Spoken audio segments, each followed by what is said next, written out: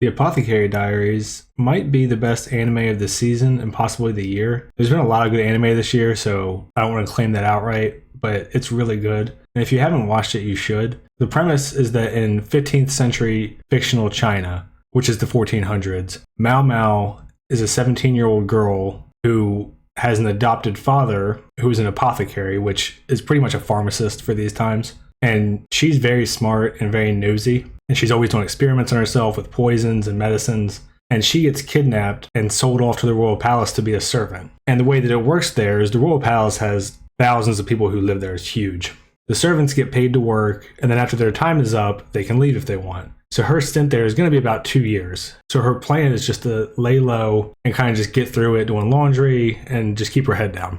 But her personality is very curious. She's very nosy, and it ends up getting her involved with the higher ups. They figure out she can read. They figure out she's pretty knowledgeable. And even though she knows a lot of times she shouldn't say anything because it's a very structured hierarchy and she could get beheaded for questioning people higher than her, she's always getting asked her opinion and giving her opinion very carefully. And she's a very Sherlock-like character. The real crux of the story is her figuring out different crimes and mysteries and that sort of thing. So her specialty is plants, medicines, poisons. She's always got her arm bandaged up because she uses it to test stuff on herself. But really, she's very logical outside of her expertise. So they ask her questions all the time and she figures out a lot of stuff just because she's really clever. And that's why I said she's very Sherlock-esque. And even the author said in the light novel, they hope that she'll be one of the new faces of like the clever detective trope or prototype or whatever you want to say. So if you haven't watched it, you definitely should. I really like all the characters too. Obviously, Mao Mao is the main one. She's really funny,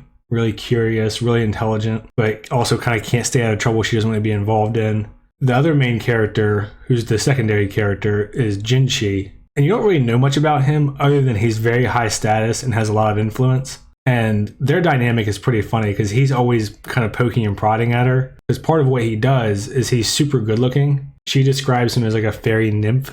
So he's kind of a test for all the emperor's consorts. And there's like different levels of consorts. You have the high level, which there's only 4 of. Those are the ones being considered to give birth to the next prince and that sort of thing, become the next queen. And then you have lower level ones and they all have less ladies in waiting and the whole deal. So Jinshi is always kind of giving her a hard time, and Mao Mao has like no interest in romance. So she always looks at him like, ugh.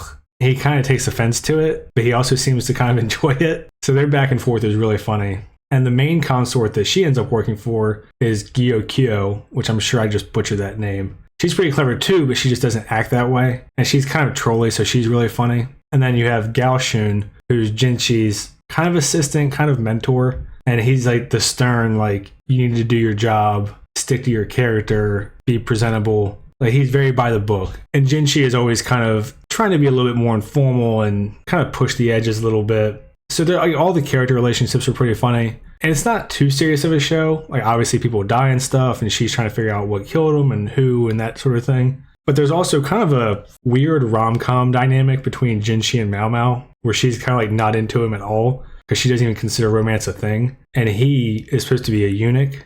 Now, I'm not spoiling anything because I don't know. I'm just assuming that he's not. That's kind of the dynamic between the two. Is it seems like he likes her because she doesn't find him attractive, and every other woman goes crazy for him. So there's a lot there to work with. And a lot of like the guys in the part of the inner court are obligated to be eunuchs, and this is for obvious reasons. And then you have like the outer court, and they have the military and other different consorts and ladies in waiting and all that whole thing. So yeah, it's a really good show. I don't want to say too much and give too much away. I actually just read the first light novel, and I'm pretty impressed. The way it's written, super fast paced and pretty dense. It's 31 chapters, but it's not any longer than a regular light novel. And actually the first season is only going to cover the very first light novel. So if you're into light novels, there's plenty of material afterward if you do enjoy the show. I'm assuming there's a manga counterpart. I haven't actually looked because I prefer light novels. I like manga because the visuals are nice, but in general, you get a lot more out of light novels because there's no page limit or chapter requirement or anything like that, you know, like the monthly magazines require or the weekly magazines or whatever.